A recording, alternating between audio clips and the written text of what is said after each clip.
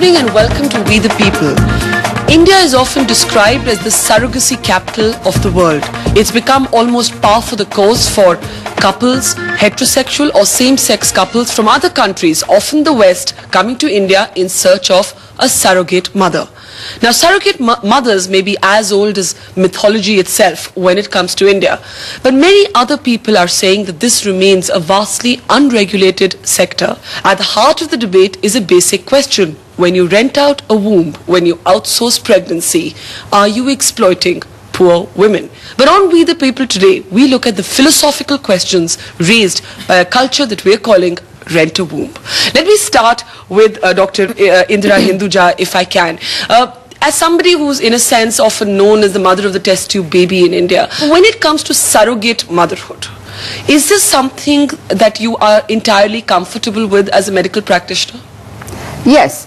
Among the 15% of infertility, surrogacy is required not more than 1 to 2%. It is a very good technique, would give an opportunity to the women who are really indicated, such as those who don't have the uterus by several reasons. And if used correctly and nicely, they not the gestational, but at least they have an opportunity to have the genetic child and also the pleasure of breastfeeding the child. They have the pleasure of raising the child of their own genes. You don't feel that the way you describe it, there's a lot in it about the opportunity for the childless couple, but very little about it treating the surrogate mother as a real person? No. Probably when you take the woman for the surrogacy, it is the woman who has already enjoyed the pleasure of becoming the pregnant. She knows how easy and how simple it. Any complication during the pregnancy. No, I'm not saying that. I don't know how many people would agree with that.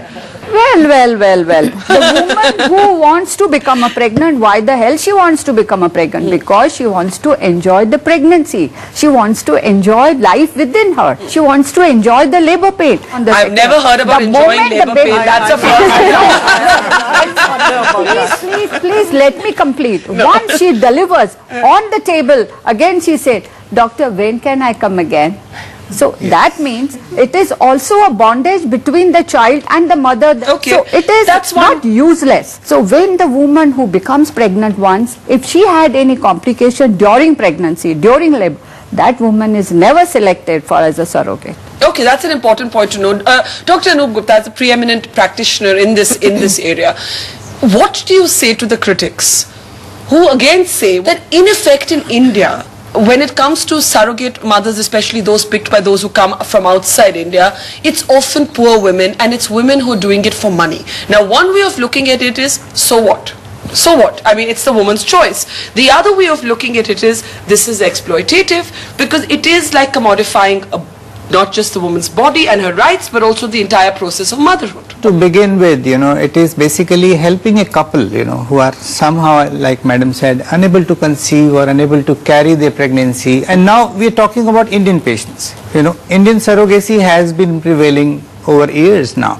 But now scientific achievement has come where you can genetically parent a child. You can create a child in a petri dish actually. No, but you can have the child in the petri dish only for 2 to 5 days. Yeah. Not for 9 months. Yeah. So you need a place to have a child for 9 months, and then only you can have a privilege to have a child of your own, genetically your own child, where you can see your image in the child. So you see no ethical issues raised by this? No, there are ethical issuos. See, what was prevailing in India was, if you are childless, you adopt a child within the family, or you adopt from the, the adoption agencies. Yeah. But now the changes have come. Scientifically you can have your own child. And by taking somebody's help, who is already a mother, and she knowingly does it, and she knows that she is helping a couple who are, So you're saying what's wrong with it? Renuka Chaudhary, you're a mom, but you've also been a minister in the key ministry when the first talk began about actually regulating this sector. What do you believe was the most disturbing aspect to you as a politician and somebody in this ministry that you felt the need to regulate it? Mainly because, if you leave the romance of having a child aside. This pleasure and the pain and this when you leave all that and when you see... Thank God somebody has said that. That's the real world. that after you finish, I love babies, but then at teenage time, I thought I should bring a law that says parents can be opiated till adolescence is past. You know, that it should be legally done. After that, you love them again, but you do have that incubation period. So the point is that leaving the pleasure zone aside of this, our society can be very cruel to women. And surrogacy still has a stamp with a big question mark, exclamation, exclamation. It's not really an accepted practice. It was there in situ when you had the Hindu undivided family and you had communities which said, oh, my brother's son or God gave me, the God man delivered this child and all that. We all know that they were all surrogacies. You know, there were question marks on all of that. But the fact of the matter is women do get exploited. Poverty, unfortunately, in our country is a great exploitative tool. And a lot of women who go in for surrogacy are doing it out of compulsion. I don't know how much of the pleasure principle they enjoy.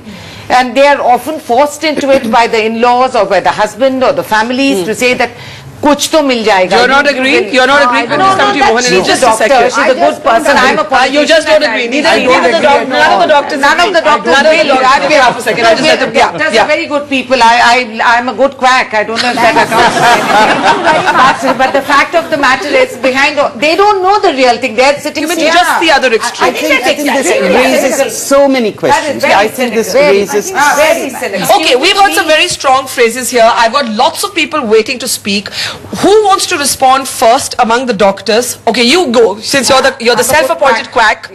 Consensual slavery, reproductive trafficking. I'll come to you, Dr. Anoop. You know, I mean, this is nice. It sounds very good when you talk like that, you know. But the fact of the matter is, we have an intelligent, evolving democracy. We have changing social norms. You can't sit back and hold this even if you went upside down. The fact of the matter is, this business is going on. All that you can do is that you help set direction so that a lot of people, infertility is a very cruel joke on people.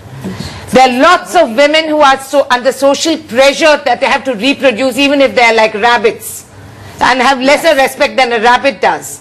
And do you know what it means to be denied a child? And this is as assisted reproductive technologies. If you can have frozen peas, which is also science and technology, I don't see why you're doing away with that. I'll tell you what. We've heard two extremes. You have children, doctor. But what's that got to do with anything? No, what's that got to do with anything? That's personalizing the debate. No, it's not personalizing. It's personalizing it. It's like saying only people who have children have a right to have a view, etc. It's not that. You are entitled to your view. I think this reinforces, it pressurizes women further to have children. So it reinforces the stereotype. Absolutely. Okay, now motherhood is not genetic. One second. I've got the doctors raising their hands. I've got lots of people. A quick word from Meghna Gulzar, who ahead of the curve many years ago made actually a movie, a fictionalized movie about a lot of the emotional conflicts that come up when two people try and get into this kind of situation. What made you actually put this on the big screen? Actually, I'm very surprised because it's the second time I'm here. We're doing this, you know, once again. But the layers and the dynamics of the discussion have become so much deeper now. Now we're talking about gay couples. Now we're talking about, you know, medical tourism. All of those dynamics have come in, which were not there when I made the film. I wanted to make a film which transversed various kinds of relationships, whether it was a friendship, whether it was a husband-wife relationship, whether it was the experience of a young couple trying to have a baby. And then I threw the curveball in of when you cannot have your own child and you have your best friend carrying your child for you, how that can complicate things. There are no easy answers. It's a completely So you were looking at the emotional terrain, not the commercial terrain. And of course, a lot of people who run adoption agencies who've adopted children are wondering what's with the obsession to have a biological child, that you would go to this degree. That's an aspect that we're going to look at in just a moment. We've also got Ravina Tandon joining us from Mumbai, who has experienced both the experience of biological motherhood as well as adopting children. Ravina, there is this raging debate around surrogacy, and you're somebody who's actually experienced both sides. You've experienced the biological process and the adopting process. Where do you stand on the surrogacy debate? I totally disagree with the fact that it kind of, leads to human trafficking and exploitation of women. Yes, to a certain degree, I think that was Renuka ji who said that there can be a certain degree of, exploitation of women, where maybe husbands or families, because of, financial issues, can force women into doing this. But that can be regulated and should be regulated, but I see no harm in surrogacy. I also agree with the fact that not only us sitting here can make a judgment on this, because one should even get couples who are actually really craving for their own child. So who is anyone to steal that happiness away from anyone? And if this was so the case that, oh, it will lead to human trafficking or whatever, then I think kidney transplants should not be done, heart transplants should not be done, any kind of transplants, then you just stop science. Would you have ever considered surrogacy for yourself? Honestly, I have, but my husband's not so keen. I do feel sometimes you also, for women, for me, I have this water retention problems, etc. I've had 2 kids already. I love kids. I would, like someone was saying, the pleasure of being pregnant. Maybe considering the, morning sickness and all, I might not go through it again, but I would love to have another baby. If not, I'm actually all open to adopting all over again. But would you ever have been open to surrogacy philosophically? Yes, why not? If I had problems and if I could not conceive and that was and if IVF was not working and blah blah blah, whatever, I would definitely go in for that. I see no harm in that at all. All right, Ravina Tandon, thank you so much for your candor and for sharing your personal story with us.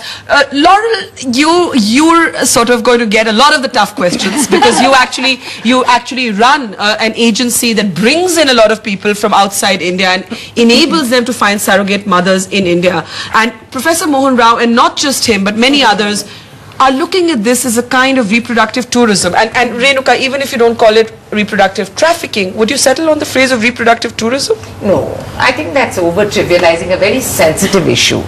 It's not. It's accessing technologies. If you can do telemedicine and get your heart right.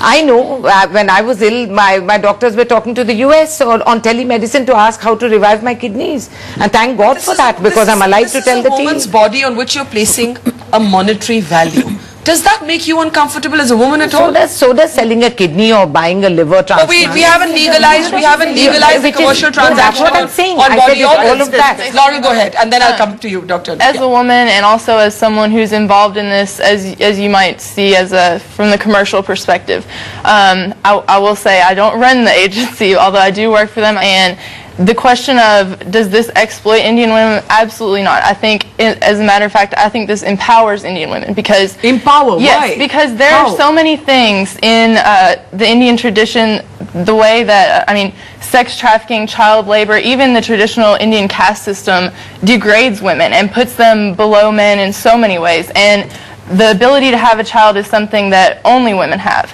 And these surrogates, not only are they being compensated in a way that they couldn't ever make that money in 10 years, and they're making it in 1 year, and they're able to make a change for their families, educate their children, change their lives completely, but they have the respect and the love and the gift that they're giving a blessing to the parents. Okay, now hold that thought. You don't agree with that? Can I ask Laurel, why India? Why is India this destination? Why not America?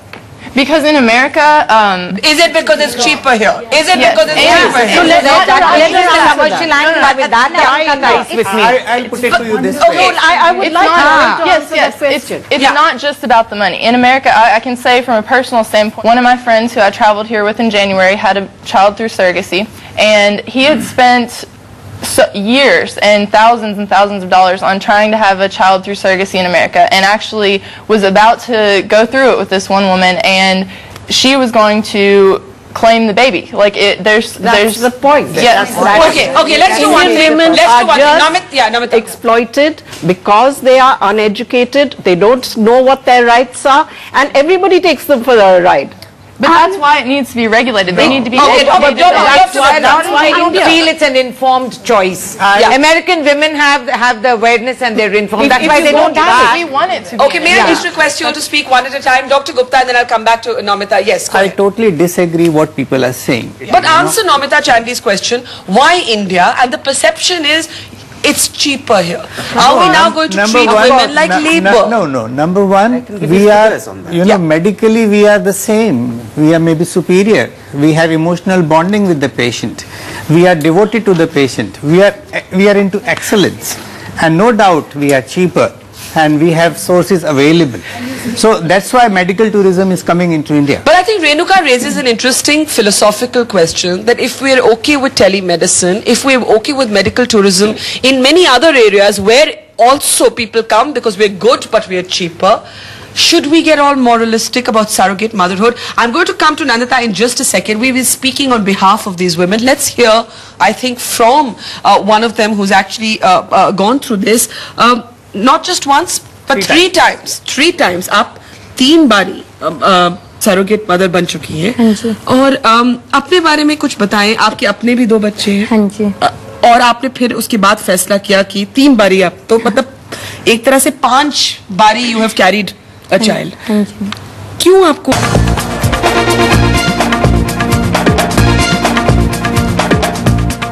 Welcome back to We the People. We're debating the legal and moral issues that are raised by the notion of surrogate motherhood as this becomes an expanding area of development in India. Before we go back to our panel, let's take some questions from you. Yeah, commercialization is here to stay. I mean, you cannot wish it away.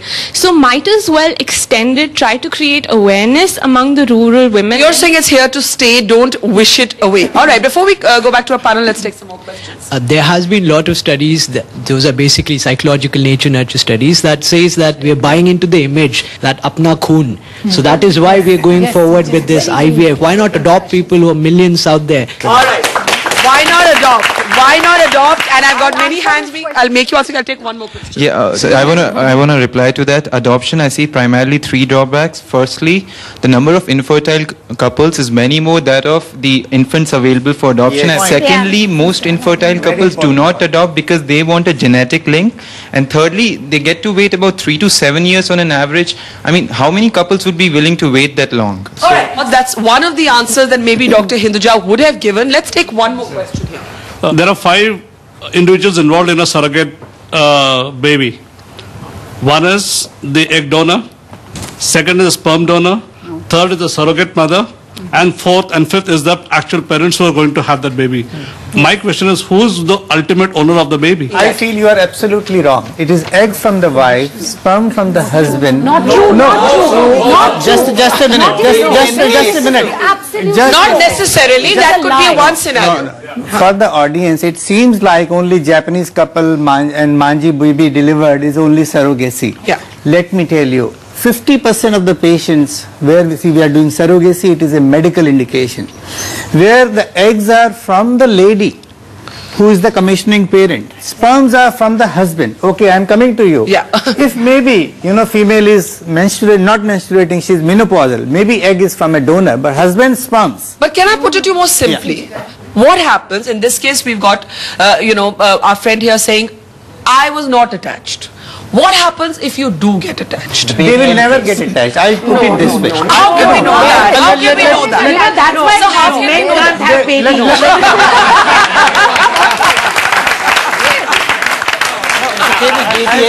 Okay, let's give the question to Indira Hinduja and Renuka. First of all, let us not inform wrongly to our public. Okay. What you said, gentlemen, it is very, very wrong. It is a surrogacy is only for the couple's gametes and they are transferred in the another carrier. So don't misunderstand by that's not true. Please don't misinterpret. May I just make a request that we can listen to each other and speak one at a time? If the surrogate mother gets attached, should she have a legal right, ma'am, in your view? She can have that. No, she can, but needn't be enforced. Very often, illiterate women who cannot read the print on this agreement that she's being made to sign, she doesn't know what she's signing away. If you go back to 1988, to that classic case of Baby M in America, where the mother actually had such emotional attachment to the baby that she gave birth to that it became a big legal case. She did not want to give up that child. Under the bill, the surrogate mother does not have a right, even if she is the egg donor, which is really serious and patently illegal and absolutely not even looking at her. Quickly, then I go back to my surrogate mothers. Dr. Gupta, I've got two women sitting next to me, flesh and blood, real people. It could be that they actually have the stoic sort of detachment, as she said. Equally it could be that somebody does develop an emotion. Your quick response to that? See, my response is, we are talking about 1% of people who will get bonding. But the law must look after those 1% as well. Oh, because nobody is asking them. Nobody is asking them, are you bonding or not? Okay. ICMR has not even bothered on what. So that to you is a gap in the present legislation. Uma, as somebody who is also involved in this agency with Laurel, to the fact that the present draft legislation does not address a possible emotional attachment that a surrogate mother could develop. How would you resolve that grey area? Whilst I do believe that the surrogate mother, as a mother myself, surrogate mother, if she develops an attachment to the child, she should have the right to claim the child. However, the mother is already informed about it, like how doctor said that she knows at the end of the day it is her choice. Nobody can force you to do anything. Okay, one minute. I'm going to go back to Neil. बहुत यहाँ पे झगड़ा हो रहा है. कैसे हम कह सकते हैं कि जो औरत surrogate mother बनती है, कुछ कहा नहीं जा सकता, कई बारी लगाव हो भी सकता है, आपको नहीं हुआ. Children has she got? Biologically, आपके दो जो बच्चे हैं वो लड़का लड़की है क्या है? दोनों बेटे हैं. दोनों बेटे हैं. अच्छा. You think that makes a difference? Yes, of course it makes a difference. That's an interesting point in our patriarchal society. अगर यहाँ पे कहा जा रहा है कि अगर आपकी दो लड़कियाँ होती तो क्या आपका रिस्पॉन्स? सिर्फ आपकी बात नहीं है, किसी और की भी ऐसे हो तो फर्क पड़ेगा. मेरे पास बेटी भी होती तब भी मेरा यही रहता क्योंकि ये मेरे पास ऑलरेडी है. There is another person here who doesn't want to reveal her identity but who is also undergoing this process. In fact, she's just begun. आप पहली बारी ये करने जा रही हैं, तो क्यों आपने ये फैसला किया? ये For my children, because मेरा हस्बैंड मर गया. बैकग्राउंड मुझे फाइनेंशियली बहुत मुश्किल हो रहे हैं, इसीलिए बच्चों को पढ़ाने के वास्ते. आपको डर लगता है? यहाँ जो चर्चा हो रही है वो ये है कि बच्चे से लगाव हो सकता है. नहीं, दूसरों के वास्ते कर रहे हैं ना, इसीलिए. आप आसपास के लोगों को क्या बोल रहे हैं? आप बता रहे हैं कि आप ऐसा कर रही हैं? नहीं, मेरे भाई फिजिकली हैंडीकैप है. भाई physically handicap and my mother stay with me only. आपके बच्चे हैं? हाँ, एक लड़का एक लड़की. उनको बताया आपने क्या कर रहे हैं आप? हाँ, बच्चों को बताया मैंने. पर आसपास के लोग को नहीं बताया? नहीं बताया. आपको इस बात की जानकारी कैसी हुई? मैगजीन में पढ़ के. तो एजेंट किसने कांटेक्ट किया आपसे?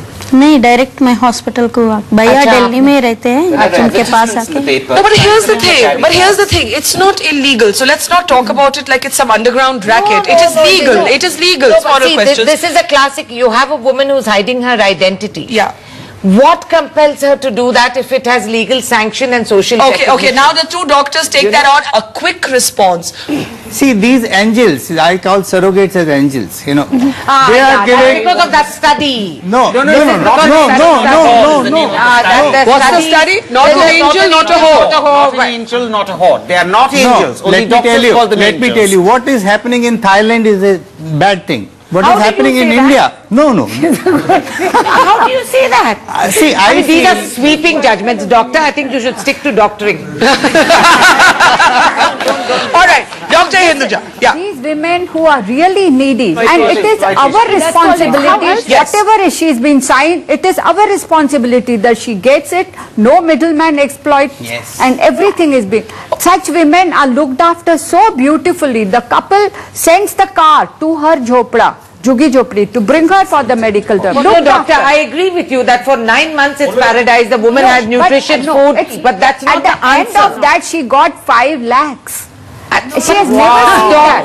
There will be 10 men in our house who will rob her of that 5 lakhs. Renuka, this is the philosophical debate that she gets 5 lakhs at the end of it.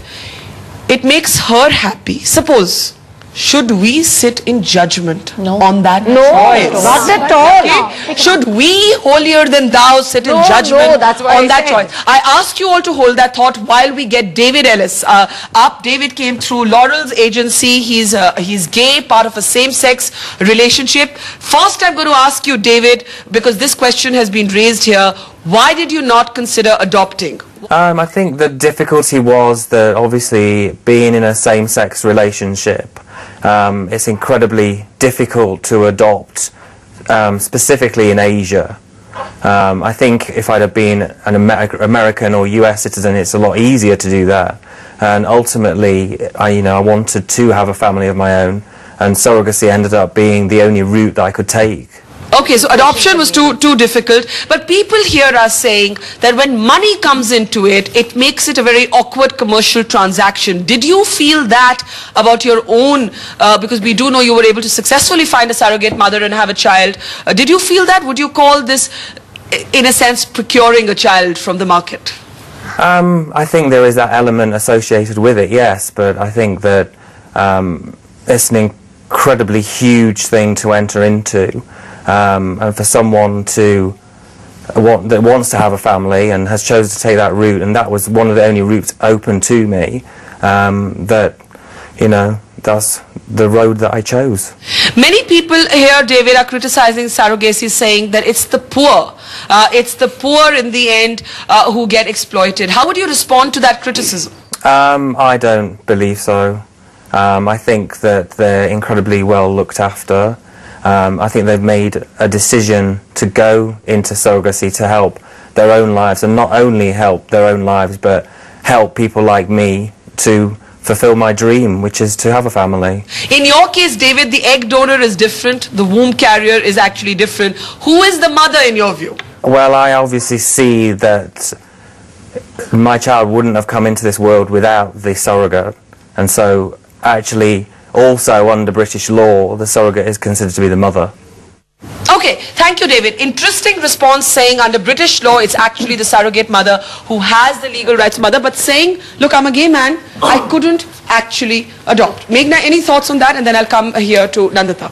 And this is what we were, what we agreed on earlier, is that if it is fulfilling certain desires, certain wishes or needs or aspirations of whether the person who wants the child or the person who needs the money, why are we sitting in judgment? Okay, we're going to do one thing. Where is the line between not sitting in judgment on somebody's personal choice, but not encouraging something that may be exploitative? Does the draft legislative bill actually do that? I'm going to take 4 or 5 questions before I go around the panel. Yes. अगर आपको पैसे की problem नहीं होती तो आप ये करते? नीलम से आप पूछो। हाँ जी हेल्प के तौर पे करते।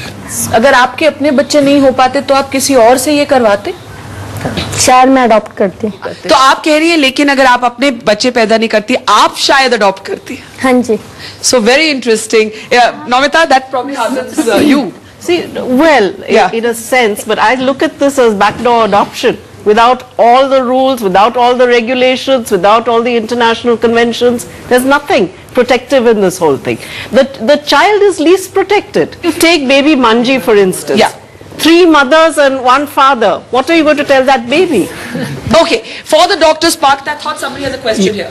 But something that works for surrogacy, I think, is that the child knows who his or her parents are, and as against adoption, he can never really find out. Do we see 2 twin brothers here? Yes. I got a bit confused for a second. So if it's done in a legitimate way, and if the surrogate mothers well compensated, then I see no harm in it. So you think this is a good idea and you think it's a bad idea. All right, so twins aren't identical in everything. Why would somebody in the metros or some woman just do it for the sake of helping their friend? Okay, Dr. Hinduja, take that question, and then Dr. Gupta. The program is there. Let it popularize. Let everybody come forward. We are not trying to go and search in any juggi jobri. Will you do but as she said, I would not economically have been able to afford responsibility. Quite frankly, this is money power responsibility. 1 minute, I've just lots of hands here. Go ahead. It is based on a contract. I mean, there is a statute on the anvil. It's based on a contract. How much of that contract provisions is voidable? Say, for instance, the 2 parties, the surrogate mother and the commissioning couple. Now, if they if they join hands and if they bring down certain provisions in the contract saying that if the baby which is delivered is physically handicapped, then I'm not going to accept it. Who would accept it? Is this a surrogate mother? Number one. Legislation. Number one. Number two, what happens during conception if the commissioning couples expire? I mean, how much of that contract is justiciable? That is. I think there's some great questions here. Dr. Gupta, why don't you take that? I need to take a break after that and one more question. If something happens to the couple, somebody expires, there is a very clear contract. How it will proceed. We are in a very, very primitive stage. We are in a learning stage. It's a nascent stage. It's a nascent stage. And now we are not lawyers, we are doctors, but we have to act as lawyers to guide the lawyers. But Dr. Hinduja, what should happen? How are you going to guide in this issue? How is it your business to say that your business is assisted reproductive technology? How is it your business to say that the law should do this? Renuka, let me understand your position because I'm a bit confused. You actually support regulating the sector, but you're seeming very troubled by it. No, I'm not. I'm saying it's not the business of doctors to be involved in the regulatory authority. Okay. Their business is to help assisted reproductive technology. That's what we are help doing. a man and a woman or two men or two women or whatever. Okay. Please have your babies. And the rest of the business is that for judiciary or legal people to stay not in judgment of what is happening. Not in moral judgment of other people's personal choices. Not. I think we are a nation of hypocrites. Yeah. We always do this. We want the legal clarity that in the untoward incident, it is a very important question. The child has to be protected. It's a very important question. The surrogate mother has to be protected. Yeah, okay. I need to head for a break. Do you want to make a quick point? I just want to state what the Warnock report of 1984 said. I quote, "It is inconsistent with human dignity that a woman should use her uterus for financial profit and treat it as an incubator for someone else's child." Yeah, but that's 1984. We are in 2010 now. We are in 2010. It's not relevant. Laws are intercourse happening for all right. I have to bring down a hammer here to have some order in the proceedings. You have been wanting to make a point quickly and then to Dr. Hinduja and then a break. The legislation also requires that they're psychologically screened before ever even entering into surrogacy. But what about his question? If the child is disabled, can the child end up getting abandoned and being nobody's baby? Please let her answer. That particular issue may not be addressed by the legislation, but that's where agencies like mine come into play, because we make contracts that specify things like that. We specify things that you would never even think would possibly happen. Would you say even if the child is disabled? Under our contract, the intended parents keep the child if it's disabled. Okay, all right. That's an important clarification. Has to come into the law. You have good agencies, you have bad agencies. Yeah, fair enough. Bad agencies will exploit the weakness in the law. I think that's fair. Has to be in the law. And I really would like to know how many parents would use surrogacy in India if the surrogate mother had the right after the birth of the baby keep the child. That child. No, but how many of them would Dr. Hinduja, is that something that needs to change? No, it might. But at the same time, the lady who has delivered or who has carried the pregnancy can have the right to keep the baby. But she has to keep the baby under whatever conditions is being given. If the baby is abnormal, it is the genetic parents who had to look after the baby. But for some reason or the other, if they have to terminate that pregnancy, which is abnormal, and they don't want to carry it, also entirely it is a responsibility of genetic people to look after the woman during that process. But the law needs to address all of this specifically. That is what the draft says. It says. The draft says that in the event that the contractual parents don't want the child for whatever reason, and if they don't claim the child within a specified period of time, the child may be then given legally Indian citizenship and given to an adoption agency. Exactly. So in other words, win-win situation. Okay, once again, Namita wanted to say something. It's just a win-win situation for the couple who are doing this, because if the child, something's wrong with the child, they have no liability. She's had 2 children. Okay. Now, once again, Renuka, Indira, Namita, I need to take a break. In the last segment, we're going to ask our panel, how do we make it a sensitive legislation, and take final comments from a panel and the audience that's coming up in a short while. We're in the last segment of a very heated debate on surrogate motherhood. We are going to get final comments from our panelists, but before that, we're going to hear from the audience. I work for a women's group, both of us, my colleague and me work for a women's group based in Delhi. We have been engaged in the issue of ARTs and surrogacy for over 7 years now. When we got to know about the bill, and we actually got the bill in our hands, we noticed that the drafters of the bill were completely from the industry. Only doctors, a couple of lawyers here and there. As expected, it totally protected the rights of the doctors, of the industry, of the market. So you're saying that this is a bill that needs the input of several other people. Yes. Okay, that's a thought. Let's get another input here. Yeah. Let's look at it in the context of globalization. What do we have here? We have different global value chains. On the one hand, we have women migrating from the developing world to the advanced industrialized nations to make money. On the other hand, we have couples, rich people from advanced industrialized countries coming to the developing world. But in both the instances, the asymmetric exploitative relationships are not changing.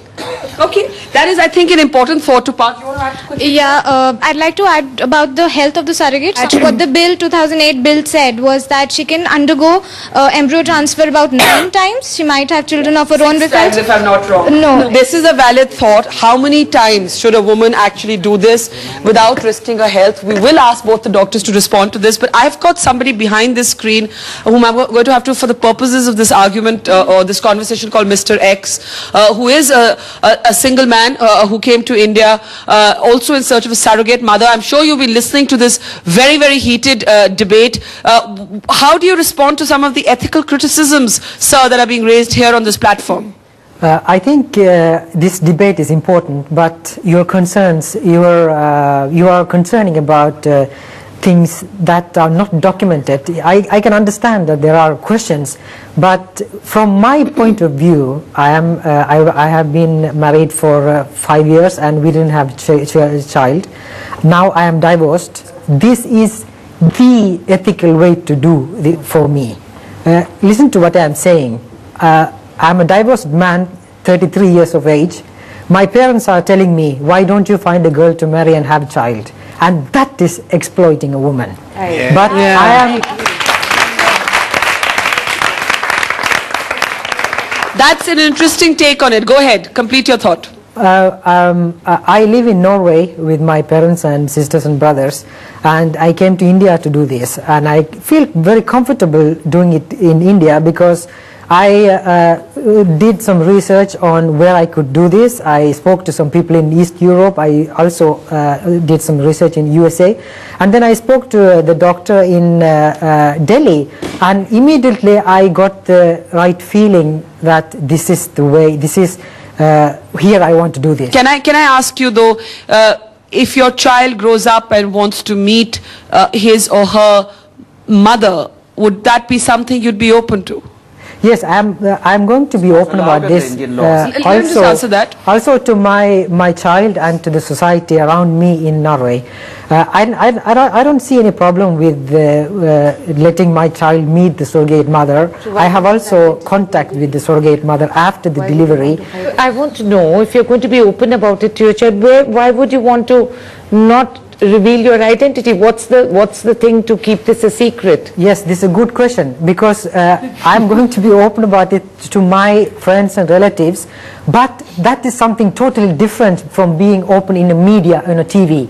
And I can choose to be open, I can choose to be open, but I don't want my child to be exploited on the media. Fair enough. Why didn't you think of adopting a child instead of going through this route? Yes, that's also an option. In Norway it's possible, but in Norway it's a very, very difficult and long process. I'm just going to ask you, Mr. X, one last question because I'm running out of time. People are saying when you put the value of money, in some ways it cheapens it, it makes it a transaction. Your quick thought on that? In USA there are some states saying that surrogacy allowed so long as they are not receiving any money, and they are still doing it. And will that be correct and ethically okay? So I mean, I feel comfortable compensating the surrogate mother. I think that's an important point to make. The reverse point is also important. We are making the point that when money changes hands, in some ways it cheapens the women. Think of it the other way. Why shouldn't the woman get something out of it, Renuka? No, I've never said that they shouldn't get out of it. I was the one who said that we just need to regulate so that we can protect both the mother and child from exploitation. And that is my primary concern. In adoption, okay, now I'm going to take, I've just got time for 2 more audience questions, then I've got to wrap up. Nobody goes for surrogacy out of doing social service. It's usually generally out of poverty. But is surrogacy becoming a new way of employing women? Our country has no other way. No other way. And we don't want to give the poor. Is surrogacy becoming a new way of employing women? A very provocative question, and the last audience question here before we take final comments. I just want to know whether the surrogate mother has the right to say no, I mean in middle of pregnancy and all. No, she doesn't. Because why? If she is able we are at the end. She can say no. She can say no. She can. Doesn't want to carry the pregnancy. She can terminate the law. She can terminate the contract. She can. Now let's do one thing. Let's go around. Let's go around the panel. What have we taken away from this heated debate? There is a draft legislation. What would we like to see in that legislation? Meghna, what is the overwhelming thought you're left with at the end of this debate? That it's an inherent human problem or issue, and it needs to be tackled in an emotional and a philosophical way as much as a legal and a rational way, because human beings are dynamic. Mohan Rao, what would you like to see in that legislation? I think this should be scrapped. I think we have an Organ Donation Act which bans sale of organs. I don't see why we should have now legislation which permits renting of organs. So I think we should have something like a regulation of trade in organs and tissues act, specifically also protecting the surrogate mother. And I think it should only be about altruistic surrogacy. And not commercial. Not commercial Nandita? surrogacy. I agree with Dr. Mohan, and I would like to say Laurel repeatedly has said on this show that the culture in India is anti-women, the culture in India is wrong. And I take serious objection to that. Women are commercialized, women are ill-treated as much in the West as they are in India, and often they don't have a choice. You know, the egg donor is another woman, the husband wants a genetic child, like what happened in the Japanese case. Women get belittled when they are made to feel, unless you have a genetic child, it's not legitimate. I think that's a hugely important point. Namita, what would you like to see in this legislation? First of all, this legislation, the draft needs to be open. Nobody is getting a good close look at it. It's very hidden, and I think it's driven by vested interests. Okay, Dr. Gupta. We have to just guard the interest of the surrogate as well as the commissioning parent. Yeah. There should and be the child, and the child, yes. Yeah. And the child. Okay, Dr. Hinduja, last thoughts. First of all, I will answer. This draft is on internet. Okay. It's open for everybody. Whoever wants to go can go through. Will you just listen to me? Okay, let us speak. Let us go speak. through that. Let us speak. Let us speak. And they had at 4 metros public debates. Okay. It was invited, announced, many people came, radio came, TV came, everywhere, and the comments were invited. Please give the suggestion. What would you like to see, ma'am? As a last thought, what would you like to see in this legislation? I feel that whatever our culture, whatever our society demands, please give the suggestion. It is ready to change. So give your comments, all of you in that corner, all of you in that corner. Renuka. I do believe this is a demand-driven situation that we are facing. And we really don't have a black and white It's a very grey zone. So we need to start with a very basic draft that will give protection to the 3 human elements. I think we can close. Let me tell you, that draft is not final yet. Fair enough, it's a draft. It's not final. It's a draft. I think that's an important point to make. It's a draft. There is a draft out there, and it needs to be debated. It is complex, I think, and I think we must never forget. That's why it's been a draft for 8 years now. It has been a draft for 8 years, but I think what's important to not forget is that there are people involved, and I think as Meghna said, people are dynamic. People come with all kinds of complexities, emotions, also cultural values aren't what they are, and I think we will have to look at this in a much more deep and complex way than we have. Let's not draw the battle lines between for and against. they're not. Let's find that complex look for area solutions in the together, middle and find the cohesive solutions. solutions. Thank you so much. We'll end on that note.